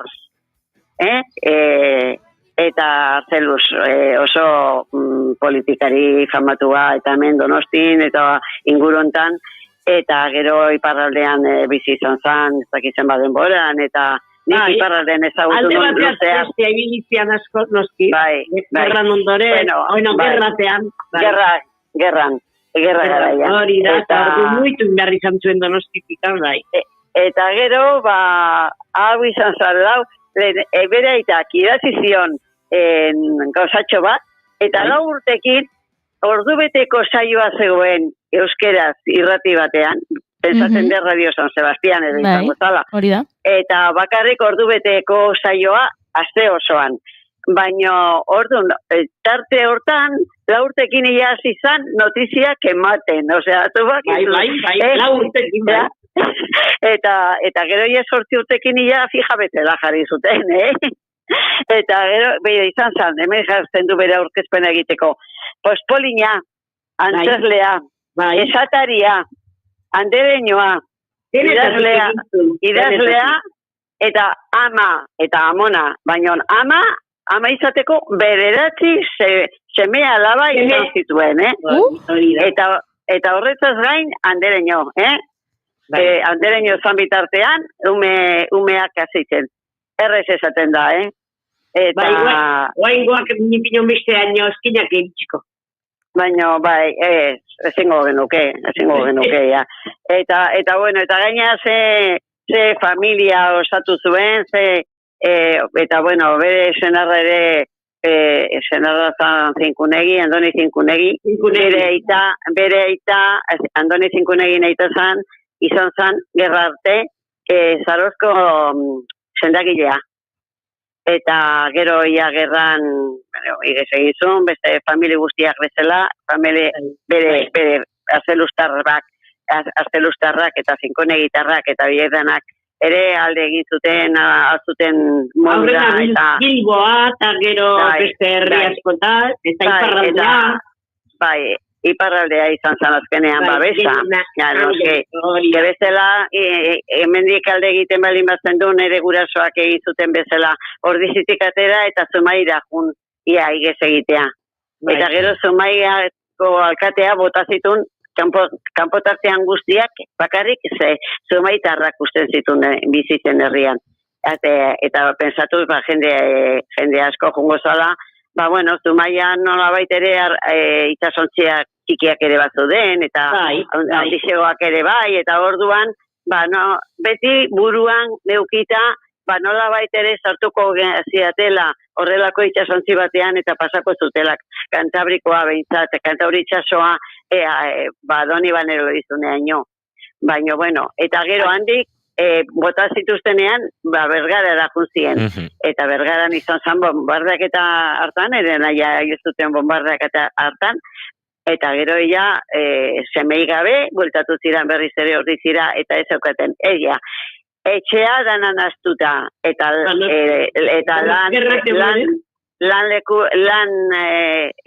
lekua ia hartuta, beste batzuengatik. Eta hori izaten da, jende gehienen historia hor dago, ez da estilo berekoak. Malena ere olakoa izan zen, eta nola atea ziren aurrera, eta nola segitzen zuten egiten, eta zenbat jende joan ginen, eta bere seme batek hartu ditu berak utzitako paper guztia, eta berak idatzitakoa, amale. Eta liburua, eta gero, Sabino Arana Fundazioak egin dio liburua, babestu du, ateazeko liburua. Berak bildu dudena, hori da. Berak bildu dudena. Eta ez dakizu polite izan zan, oso polite izan zan, neri mikrofonoa eman ziaten, eta orduan bakizuten mikrofono bat balin badauke, badakit hor dagoela mikrofonoa, baina ez dut ikusten, eta orduan behar bada ikusita asko indar gehiago hartuko nuke, baina eman ziaten mikrofono bat, eta momentuan atera zitzaidana, esan nun, mikrofonoa ni publikoan egoen, eta ze gustora gelditu nintzen esan nozai, amaleri itzenolako omenaldi egin diogun, eta gero, hau famili abertzale izugarria, baina abertzale eajotakoa, noski. Baina bera, azkenen urteetan, ez du nusten presoen aldeko manifa bat, jungabe. Ez du nusten konzentrazio bat, presoen alde balima zegoen. Ez du nusten, ez dakizute zen olako, eta batzutan, kostata eta hoietik era berritan igual, ez izura gehiago, ezakik azotasun bat zeukalako, edo hola, eta jun egiten zan beti. Eta gero euskera zaintzan ibili zan, euskera batuaren arazoak eta sortu ziranean, eta euskal zaindiak, gure ginen bizela. Gure bizela, lasaitzeko baino, behar klandestinidadea. Eta noski, eta euskera zaintzan, klandestinidadean, euskera zaintza ez, segon klandestinidadean ez, baino, zeukaten borroka bat euskal zaindiakin. Euskera batua nola egin. Eta orduan, honek ia, euskera zaintzan ibili izan. Elvira de euskera zaintzakoa zan. Eta Maria Dolores Agirre de bai. Orduan, hemen euskera aldetik ibili zian emakume eta gizonezko, Carmel Esnal esan euskera zaintzakoa. Ibiltzakoa dala, oire... Bai, oize, Carmel Esnal, lehen da bizikoetakoa. Emakume asko hor, zatu zira, bai. Deno ginen emakumeak, Orduan bai, ez zeon berdintasunik, behar ezean. Bakizute noiz azizien gizonak ikastoletan eta? Seminariotik ateratzen zidanean. Bai, seminario ustutzen hasi zidanean, danai ematen zieten, nahi izan ezkero, edo azterketa errez bat. Azterketa berezi bat egiten zien. Egiten zien, eta ella maixoen titualakin ateratzen zien. Eta ella, gure ikastolan ere, lehenengo zan, bat izan zan Sakramentino, Tolosan zegoen, Sakramentino ikasten, gero beste bat Arantzazutik ere etorri zan, eta hoi edanak ere, hori bilitakoak. Seminarioan... Ezautu ditutu itakoak, bai, oiek. Eta oiek izan ziren, edo herrietatik seminariora, edo Arantzazura, edo Tolosara, edo Frailekin, edo horrela bihatzen zituzten baserrietako familikoek eta horrela. Oira, baserri guztietatik eta etxe guztietatik bat zentana, frailegai edo... Conchita, Marimi, Ia bukatzen da. Badakizue ze gertatzen den zuen mikrofona irikitzen dizue unen, ez da? Hasten zaretela hitz eta pitz eta gustora gustoragu, baina aurrera egin behar dugu, beraz uste dute datorren batean Rosa Zarraren inguruan eta Hortuzar eta Estebanen inguruan, hariko garela, orain musu handi bat bialtzen dizuegu, eta bagoaz Madrid aldera korrika. Badaukegu urrengorako gaiak. Hori da. Zaindu bikote musu handi bat. Bueno, zuentzako beste bat handigoa. Agur. Agur.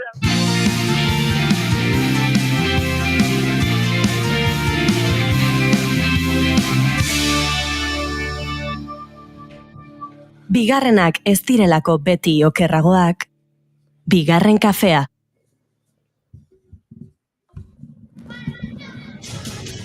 Bigarren kafea. Naiz irratian. Iritsi da, ametsak egia bihurtzen diren txokoa. Nire sekzioa, zure sekzioa, denon sekzioa. Xabi Tolosa naiz, eta astera doa, sekzio aparta.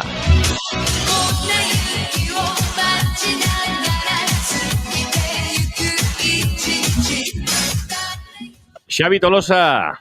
Egunon edoi, barkatu, igual mikroa pixkat altua daukat, naita jarri deterako, nora katua magalera egozten, eta... Ondo zegoen hasi zarenean, igo pixkat beldurri gabe. Bueno, eske jarri detena da, katua hemen ronroneatzen dago, oie, euskaratzen zaten da ronroneoa. Ostras. Horrek. Izango du. Izango du, ez dakit, baina, bueno, katuaren soñoa, badakizue... Urruma egitea. Urruma egitea. Urruma, bai, bueno, gustoko dut.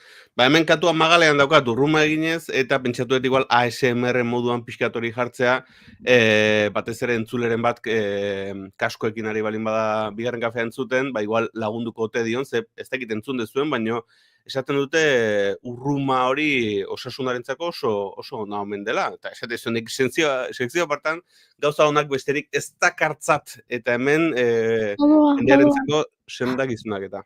Badoa, hemen inguruan dagoat, hemen inguruan. Bale. Kontatuko izuet beste sekzio batean bere historia, badu bastante. Mimosa da? Bai, izugarri, gehiegi esango. Gehiegi ezin da. Ba, ez ezin da, baina esan dizun batzuta pixkat pixutxo egiten da, baina, bueno, ez nik asko maite dut, eta berak ere asko maite gaitu. Bai, hombre, bai. Eta benetan, eske horrela hasi behar dugu sekzioa, hain ondo hasita benetan hitz egin behar dugula. Ez dakizuta zertaz hitzengo du, nahi? Inigo esan dit zertaz hitz egin behar dugu. Bai, esan diot, mugazergen inguruan aritu behar genuen. Bueno, a ver, pausu joan behar dugu. Lehenik eta behin esan behar daukat, niretzako hor ez dela bigarren kafea, da 5 edo 6 kafea, ze gau osoan ez dut lo egin. Eta kontatuko dizuet zergatik. Begira, lehenik eta behin, nahi dut argi geratu da hau, azkeneko sekzio apartan, nire outroan edo bukaerako abestian esaten da, voltatuko naiz, kantzelatze ez balin bat naute. Baina ustetu ulertu zenutela, mezua dala, kantzelatuko nauten, igual zehoz esan detela lekuzkanpo, eta igual jendeak esango du, ben kantzelatuko dugu, Xabi. Eta ez dijo hortik mezua da, kantzelatuko ten hauzun zuek, ze beti zabiltzate esatez, eske, Xabik ez du sekzioa prestatzen, Xabik edukiak ez dauzka. Xabi barkatu, baina nik lehenengo minututik ondo ulertu nuen mezu hori, Vale. Oso garbi presentazioa. Vale, bazpare. Horregatik esan dizugu beti, beste aste bete jarraitzen duzu akademian. Hombre, eta jarraitu barko nuke, esate izuet, ez dut lo egin gaurko sekzioa prestatzen, ze aspaldiko partez nik kuestionarioen, badagizue sekzioa aparta abildua xabitolosa.com elbidera idatzizkero, hor zuen iradokizunak, edo kexak, edo bidaltza dauzkazuela, edo galderak. Eta aspaldiko partez hemen dauzket 2 mezu, eta haiei buruz hitz egin nahi nizuen. Orduan, hemen daukat lehenengoa, ez da galdera, mezuak onakoa dio. Arratsaldeon, gora sekzio aparta, da, hau, Gora. Gustatzen zait, ze oso agur normala iritsi zait. Apa, atxaldeon, gora sekzio aparta. Nik, zuen lagun artean igual daukazu hori pixkat. Hori izaten dugu. Bai, zuetxeako. Ez, estudioa sartzen garenean, gu goizero, goizean ona, ate irikitzen dugu, eta egunon, gora sekzio aparta. Hori izaten dugu. Egunero ez, ze, batzutan azen zaigu, baina normalean bai. Normalean bai. Bueno, hori niko horrezten dut, ze oso goza politia iruditu zait. Eta honako esaten dit, gora sekzio aparta, bada espada Trump eta Elon Muskek hirugarren mundu gerrara bagara matzate, jodezka, hau kostaiten da, bagara matzate, eta mundua pikutara badoa, eta hau gaina gustatzen zait, pikutara joatea, osea, zaitik izan behar du gauza txarra, ez? Gaina hoen ez da piku temporada, igual orain, no, ez dakit. Baina pikua galdu iten da iguala zuaitzean, bueno, beste frutak, bai, ez dakit. Apainego, egun hon. Pikua errez galtzen dan fruta da igual, hor zerbait dago. Ez dakit pikua zara ogan. Pikua buruz itzen dugu hemen, listorrak nola sartzen dian barruan, eta beste sekzio baterako badaukagu edukinekoa. Bueno, total, esaten du, mundua pikutara badoa, eskerrak eman nahi nizkizun zure sekzioagatik eta ametsak egi bihurtzeagatik. Ainoa, sinatzen du.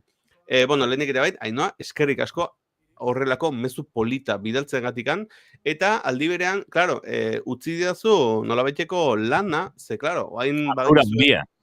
Hombre, lana handia da, batez ere, oain, esaten du hirugarren mundu gerra datorrela, ez da gerra oraindik edo guda iritsikote den, baina ekonomikoki bai gaude momentu inflexio momentu garrantzitsu batean, konturatuko zineten bezala, atzo Trumpek muga zergak eta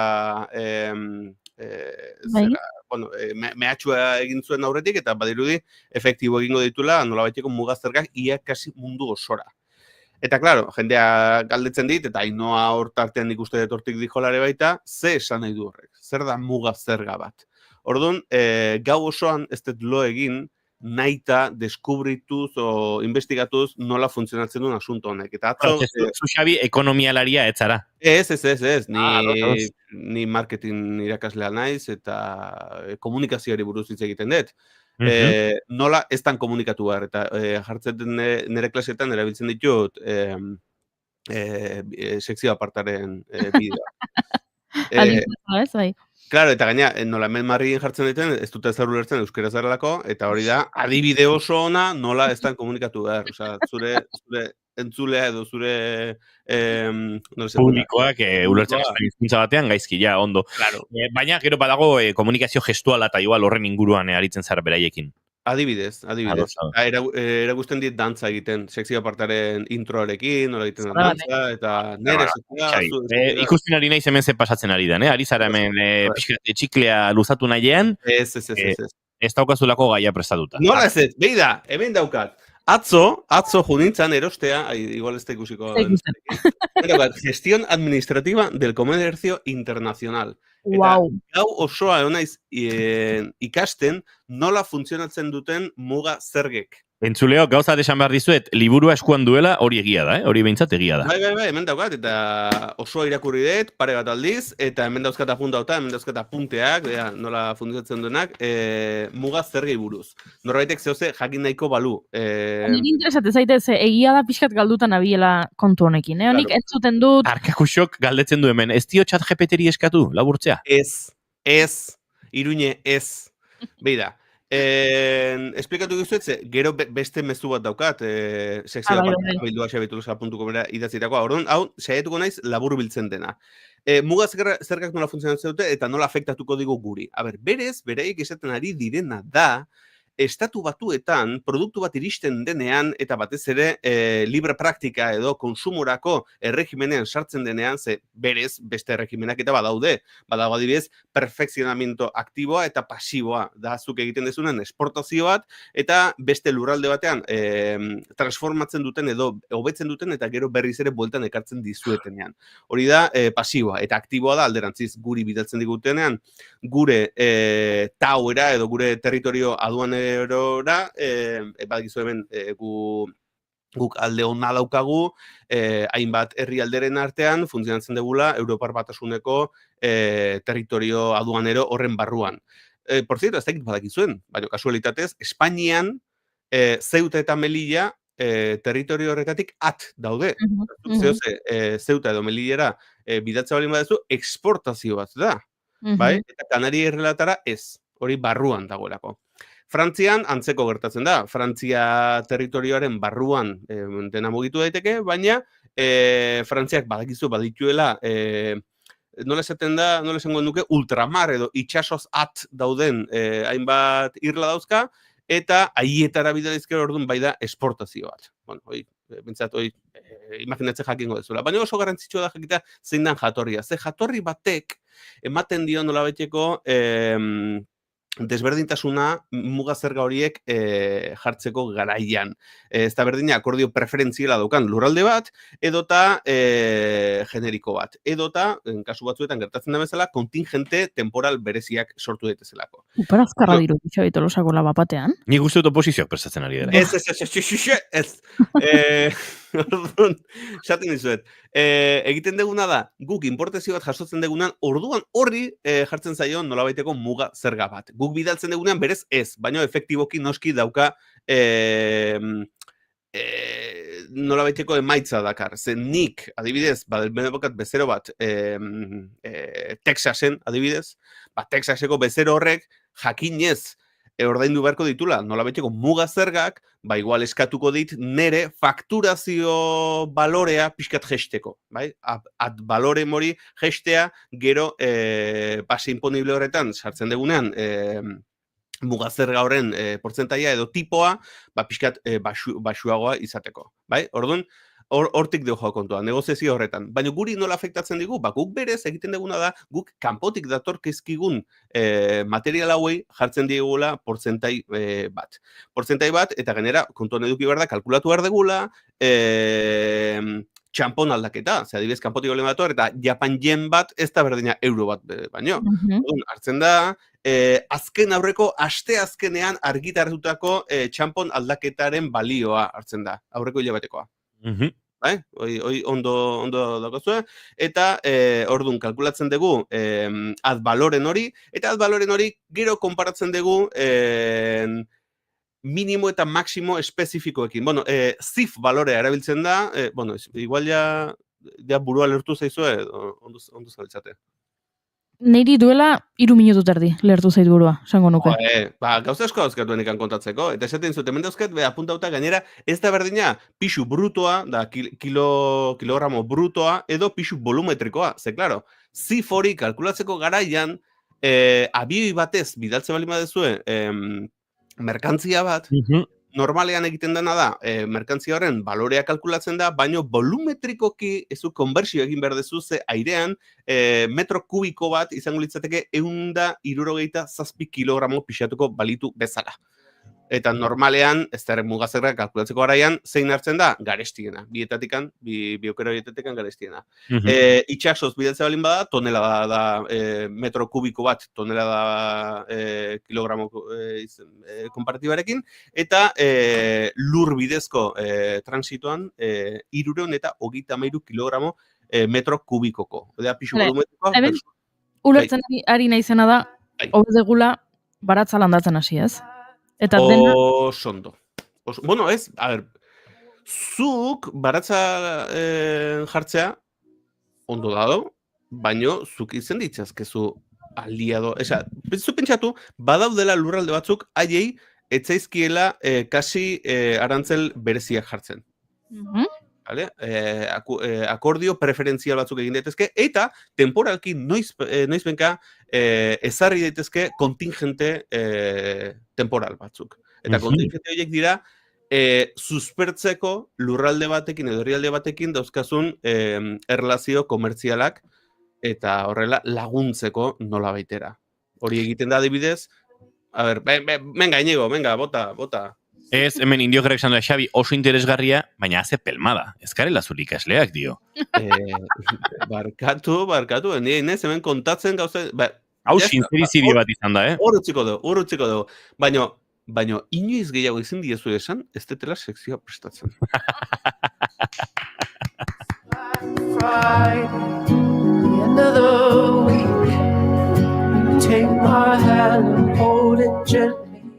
Hala ere, Xabi, esan diguzu, personalitate test batzuk ere nahi zenitula planteatu hemen Bigarren kafean, eta ez dakit zer dan hori, baina, a ber. Denbora ematen duen, oso bizkor egingo dugu, oso azkar, ze begira, mezu bat iritsi zaitena helbidera, eta honako esaten du. Kaixo, Xabi, hau da, mezu ez dakitzen bidali egiten, zer erabilidu interneten badaude opzio batzuk bidaltzeko e-mailak zure helbidea jarri gabe. Osea, temporalki sortzen dira, bidaltzen dira, eta gero desagertu egiten dira.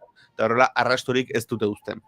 Orduan, iritsi zait horrelako eskutiz bat, eta esaten du, kaixo Xabi, zuk asko dakizula, hori jartzen du, txintxoa edo gaiztoa naiz, eta hostia, iritsi zait bastante interesgarria. Ez dakit pertsona honek dauzkan dilema moralak, edo ez dakit ze situazio personal dukiko dezun, entzule maitea, jakintzazu, zurekin gaudela, eta deno gara bai txintxoak eta bai gaiztoak, lasai. Egunaren arabera di joan ikuste. Egunaren arabera? Bueno, baina zu orokorrago sentitu zaitezke, ni orokorrean txintxoa naiz, ez? Bai, baina nik tipa hau ez da asko ezagutzen. Baina ezagutu nahiko balu, hemen dauzkat, oso zaila da, personalitate test bat batean egitea. Baina hemen dakartzat bi test txoro, da pixkat, kasi Facebooken bidaltzen diren horietakoa, kasi. Bat da tipikoa, animaliekin egiten dana, ez dakit inoiz egin dezuen. Animaliekin? Oso tonterik galanta, gero erakutziko dugu. Eta orain bai bat, benetan kurioso iritu zaitena, eta honako egingo dugu, begira. Nahi dut, baiz biok, Inigo, Goiuri eta entzuleak, eta Iruinen nahi belmadure baita, egingo dezuena da. Begiak itxi. Bai?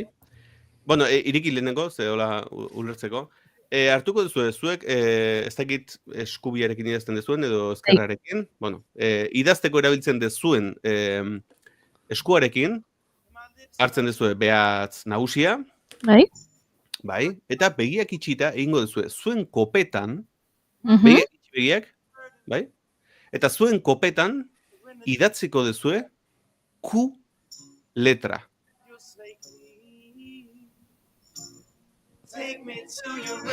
Idatzi, no? Inigo hori da, Q letra idazten. Nik idatzi dut. Vale, ikusi dut, Iruñerena ez zait oso klaro geratu, baina Goiurena eta Inigorena bai ikusi ditu. Entzuleak egin dute dezuen. Vale, oso ondo. Ireki dituztegu begiak ja? Ireki lasai. Hau da batez ere zuek konzentratzeko, begiarena ez da oso garantzitsua. Ba oso kuriosoa, ze personalitate test honek esaten duena da, Kuaren isatx hori, ze alditara jarri ote dezuen, zenbateraino zeaten gehiago zuen buruan pentsatzen edo besteak nola ikusiko zaituzteten. Orduan, eta bai Iruñek zuentzako idatzi dezue, zuek irakurriko bazenute bezala. Zuengan pentsatzen dezue, eta printzipioz, bueno, pues, ya está, hor dago, zuen buruan daukada zuen pixkat oinarria. Baina Inigok, kanpora begira egin du. Berari, jendeak nola irakurriko hotelioken. Bai, garantzik gehiago ematen dio, ea jendeak nola ikusten ote duen, edo jendea, argi dauka jendea dagoela. Edo baina gauza bat, bideo gehiago. Eta azkeneko esaldia da, supuestamente, test txorra honetan, supuestamente zuk kanpora begira egite balin badezu hori, gezurtiagoa zea, ez da gezurtiagoa zela,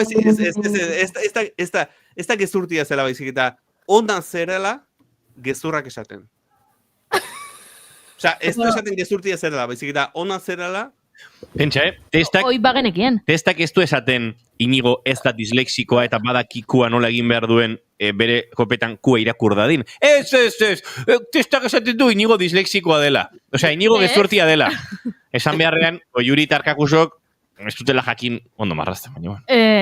Gezurtia baino, pikontxia dela hori bai argi geratu da. Pikontxia eta gezurtia, bai bagenek, baina ez Géminis da. Oye, nite naiz Géminis. Baina, Géminis desberdina, Claro. Bueno, nik horrutzi dizuet, ez dakit nire entzule anonimo honek egin duen testa, txintxoa edo gaiztoa ote den, nik ez dut esango gaiztoa dara, nik nire buruan uste Inigo bezala egin duela, kanpora begira, konstienteki, edo bintzat, o pazerme listo, ere baitan plan, ni nahita jarri eta kontuan edukiz norbaitek irakurriko ote duen, ez? Dakit, bueno. Interesgarri iruditu zidaiten, egia da honek ez daukala inongo fundamentu zientifikoa, ez ezer, baina bueno, nik hor uzten dizuet, ze horrelako jolasak oso divertiarek izaten dira lagun artean egiteko, igual zaude lasai, garagardo bat hartzen eta lagun bati esaten dizu, marraztu zazuku bat kopetan, eta jazta, horrekin, pues, igual tartetxo bat egin dezakezu. Eta bestea, animaliena, ez dakit denbora zen gabiltzan, baina oso azkar egiteko da. Nahi mazu, Iruñe zure egingo dizut. Esan behar diazu, zure animali gogokoena. Vale, orka. Orka, vale. Orain, beste bat, orka ez dena. Eta maskota bezala euki alko zenukena, adibidez. Katua. Katua, vale. Eta hirugarren bat. Izan daiteke edo zein. Edo zein izan daiteke. Baina animaliak gaur egun bizirik daudenak edo ere balio dute dinosaurioek. Ez du zertan. Velociraptorea. Vale, test tonto honek esaten duena da, lehenengo animalia esan dezuna da, zuk zure buruan nola ikusten dezun. Orduan dago orka bat ezala. Bueno, igerian ondo egiten dezula, edo basati puntu bat daukena, ez dakit, ze izan daiteken.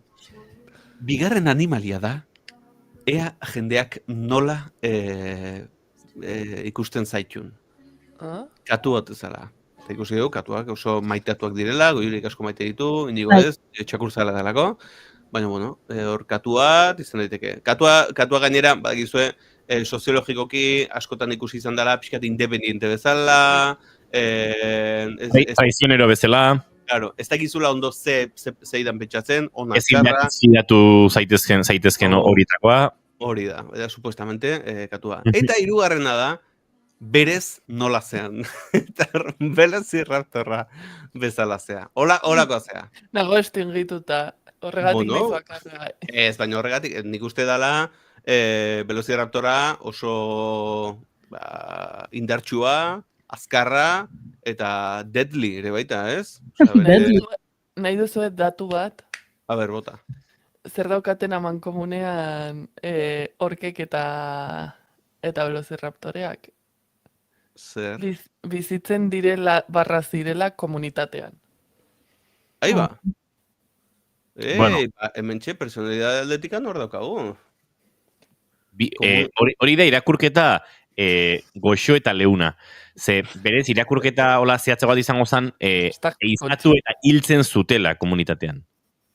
Bueno, eta zer daukatxea horre? Baina talde lana. Iruñeik hori egiten du. Talde lana. Talde lanan, izatu eta jaten du. Bere biziraupena, zera, garantizatzeko, ez? Hori da. Pixkatek Velociraptorrak ikusten dituzunean pantailan taldean egiten zara beldurtu. Itxasuan bazabiltza orkak ikustean egiten duzun gauza berbera. Zu imaginatu, zazpi Iruñe topatzen dituzula Iruñeko kaletatik. Korrikateratzen zara, baina ez akatuko zaituztegulako bortizkeriarekin, baizik eta txiste txarrekin. Hori ere posible da. Xabi Tolosa uste dut, momentua dela, hau egiteko 1, 2, eta ea 3. Tamalez, bukatu da gaurko sekzioa aparta, baina lasai egon, datorren astean bueltatuko gara, aurretik kanzelatzez banaute behintzat. Gogoratu, mezuak edo iradokizunak bidaltzeko, sekzio aparta, abildua xabitolosa.com. Datorren aster arte! Xabi Tolosa datorren aster arte, ez 2 aste barrur arte egingo dugu.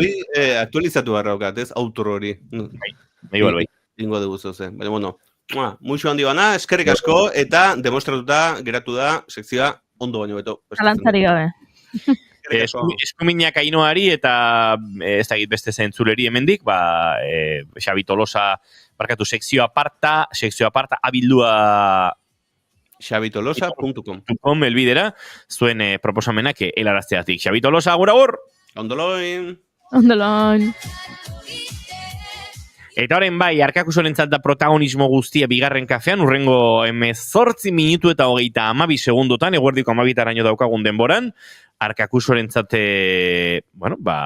tartea, eta uste dut, Goiorizuk, zenbatero pentsatzen duzu Grezia errengan?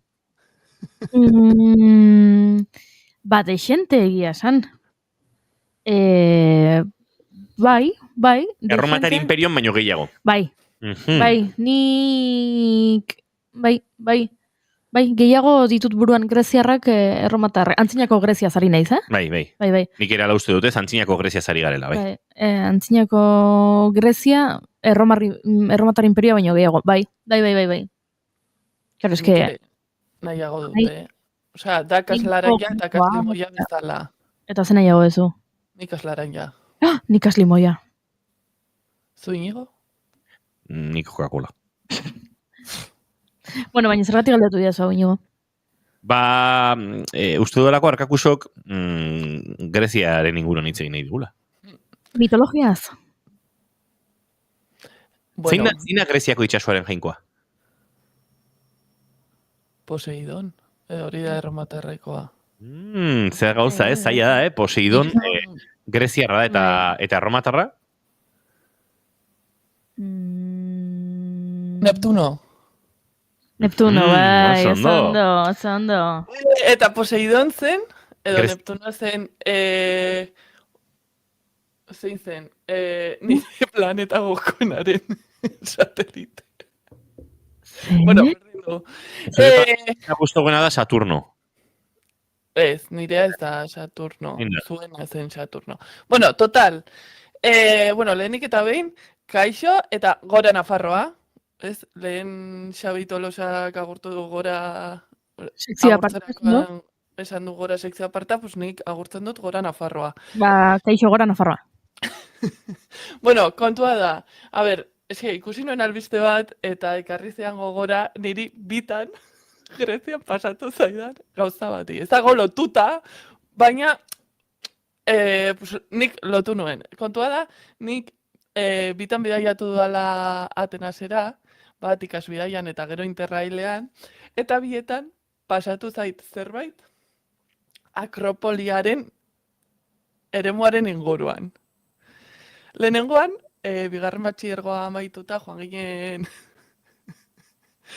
Greziara ikasbidaiaz, eta bagonden hor Akropolian, Akropolira igotzeko maldaren hasieran, eta hor bago antzertoki moduko bat, eta bazegoen, eta batzuk bazeuden argazkiak egiten, eta nik nengoen zain, eta apoiatu nintzen, hola, kondoa jarri nuen, pues hor, solte zeon, harri baten gainean. Eta ginuen selfie bat. Hola, bideokamara batekin, osea, banuela, karo, hau zen 2011an. Ez, 2009an. Osea, imaginatu. Eta, bapatean, entzuten dut, silbato batekin, fi, don't touch! Eta nik uste nuen zela nire ikaskideen gatik. Eta fi, don't touch, eta hartzen zait, como, igerilekuetako sokorrista baten antzera jantzita zegoen neska bat. Don't touch, eta kao, aldentzen ez pixka bat, eta zen zutabe baten zati bat. Eta kao, geratu nintzen, como... Bene, hori zera? Mundu mailako ondare bat, historikoa. Benetan, behar duena gure errespetua ondo mantentzeko. Zaharberritze lan konplikatua duena. Eta ara joan zinentzu bertan deskantxatuz. Bertan... Okerrena da deskantxatzen egola, en plan, denbora egiten bezala.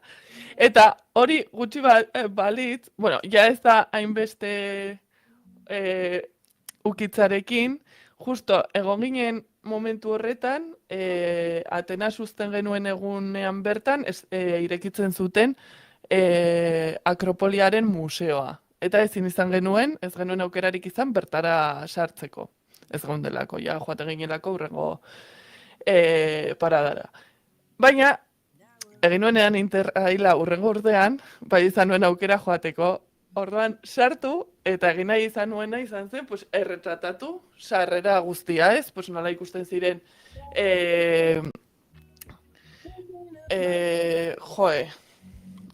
elementu ezberdinak zeudenak aretoan. Eta batean negoen argazkia ateratzen, eta entzuten dut urruntikan. Don't take photos! Don't take photos! Eta etortzen da hor, korrika bizian, segurata bat. Eta ni, bale. Bueno, egiten dugu ruta guztia, eta ja, goian gauden neka inda, eta ikusten dugu aranon, ascensore bat. Karo, eta esan zenuen, jak! Eta laguna eta biok, jeitsi ginen, eta bapatean, geratu zen blokeatua. Eta gu, ezin du, eta gu, maten ala kampanilla, eta gu, please, eta irekitzen da atea, 3. solairuan, kling, eta aranon, nor zegoen hor, guarda! Eta orduan, orain ezin zara herrialdera itzuli. Bai, ez ez. Nik debekatu egingo nizuke. Urruntze agindua dauke besterik. Nik debekatu egingo nizuke. Baina ja, hori duela, hori izan bazen 2010an, ja, 15 urte, ja, dago, maske... Baina, bueno, hori ez dela ekarri nahi nuen albistea, baina bai gogora ekarri didala, eta ni egon nintzen barre egiten delo panoli, panoli naizen. Osea, ez hainbeste arrotasunetik, ez dago batera arro, baizik eta horrelako panolitasun handia izatagatik. Eta, bueno, kontua da, albiste honen protagonista panolia justo ez da. Bizia agean bai.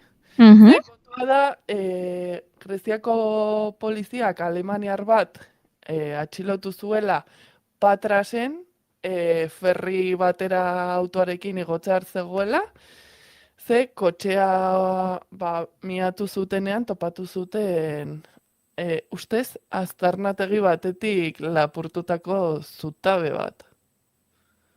Eta, claro, nik albista ikusi nuenean, imaginatu nuen eure buruan horrela kriston zutabe bat, nola sartuko duzu kotxean. Eta nola etzaren ohartuko hor dagoela.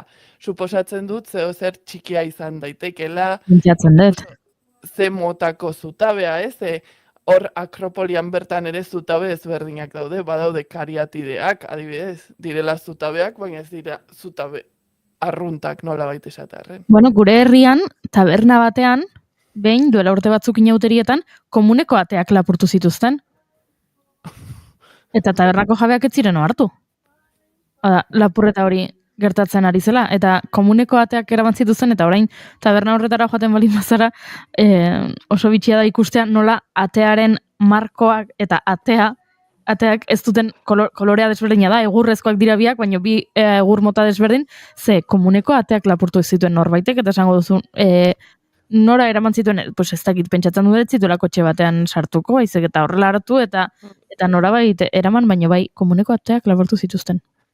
Ni egon nintzen denbora tarte batez, baino gehiagoz, Iruñerrian dagoen kotxe fabrika ezagun batean lanean.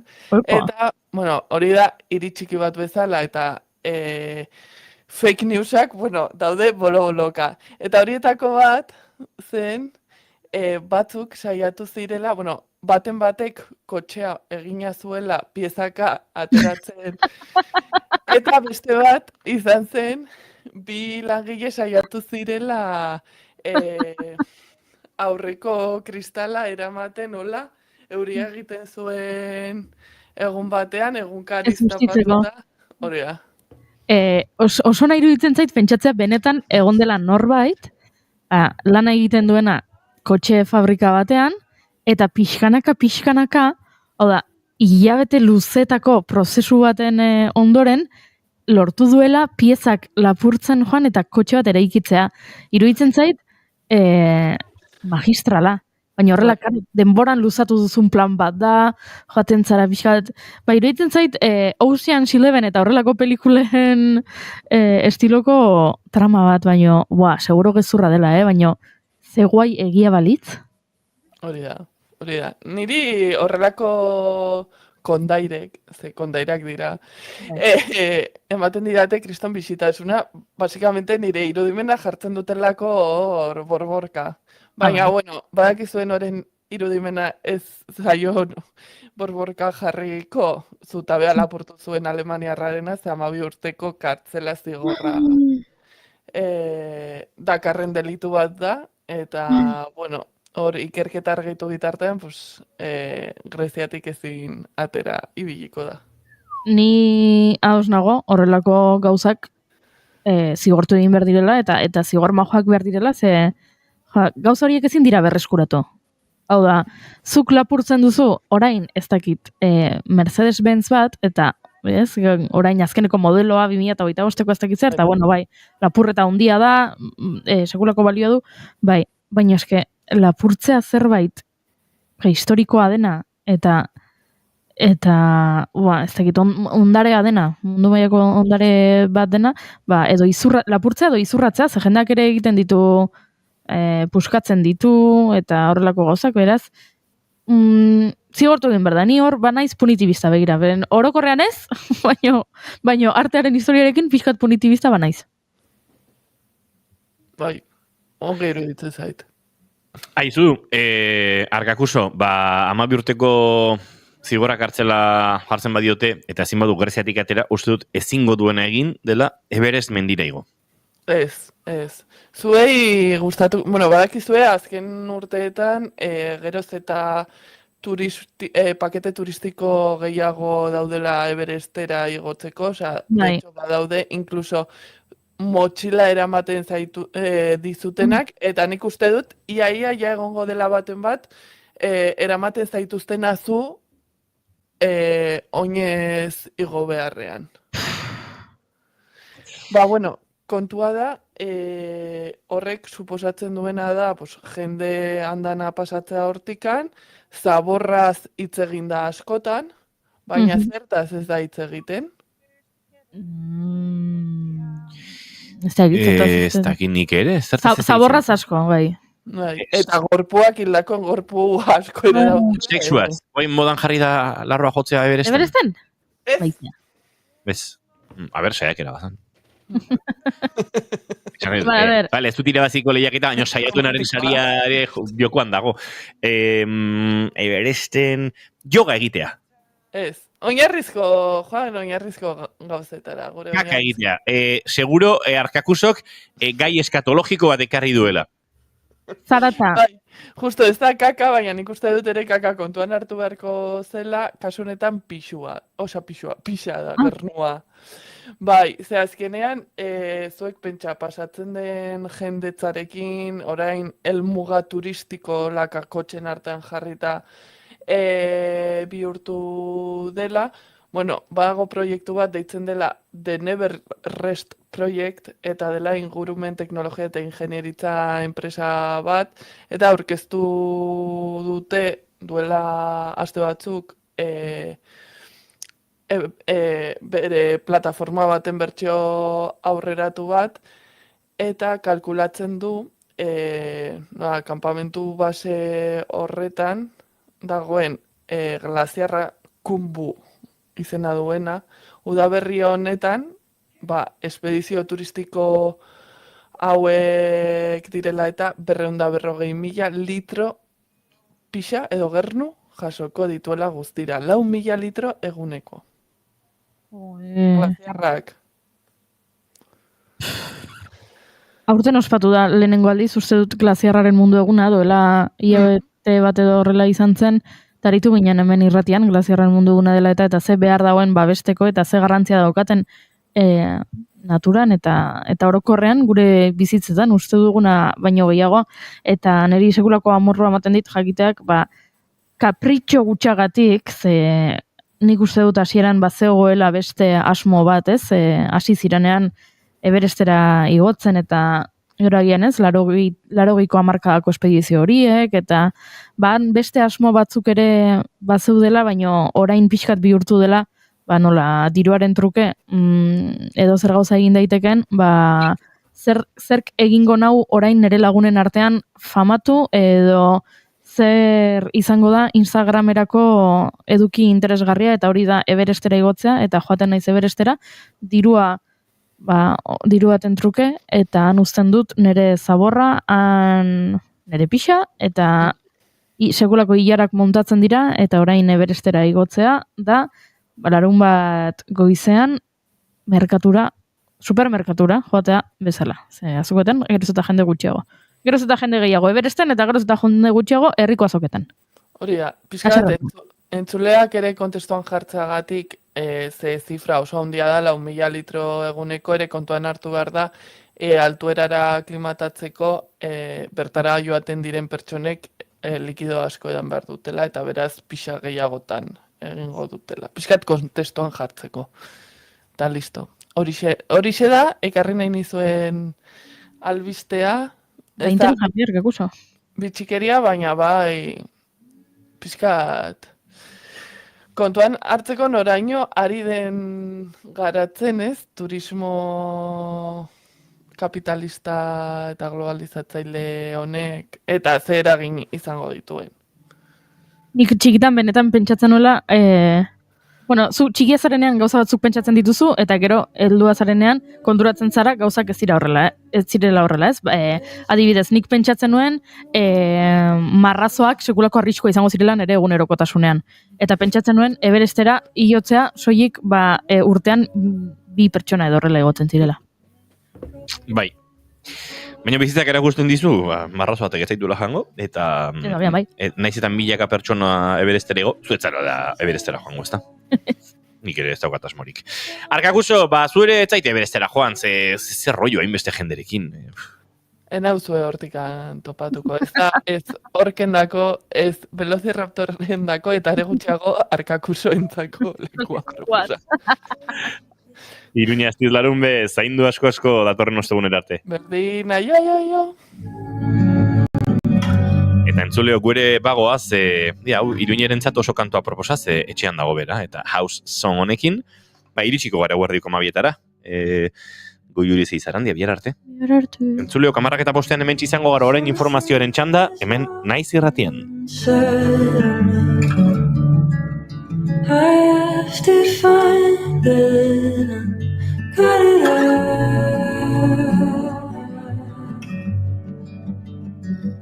Cut it